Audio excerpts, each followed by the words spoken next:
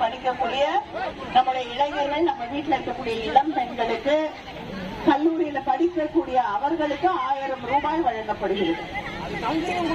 ஆட்சிக்கு மறுபடியும் வந்த உடனே அது 1500 உயர்த்தி வழங்கப்படும்.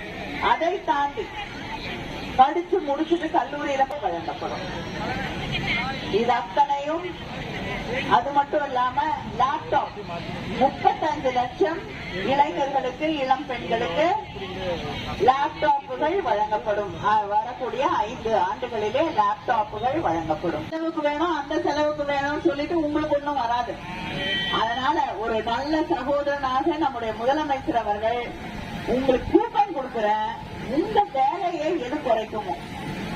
உங்க துணி துவைக்கிறது கஷ்டமா இருந்ததுன்னா வாஷிங் மிஷின் வாங்குங்க. வேற ஏதாவது வேலை உங்களுக்கு சிரமமா இருந்ததுன்னா கிரைண்டர் வாங்குங்க, மிக்சி வாங்குங்க. உங்களுக்கு எது தேவையோ அதை நீங்கள் வாங்கிக் கொள்ளுங்கள் என்று 8000 மீண்டும் ஒரு வாய்ப்பை நீங்கள் வழங்க வேண்டும். நீங்க இருக்கக்கூடிய சகோதரர்களுக்கு உண்மையிலேயே உரிமைகளை வழங்குவதற்கு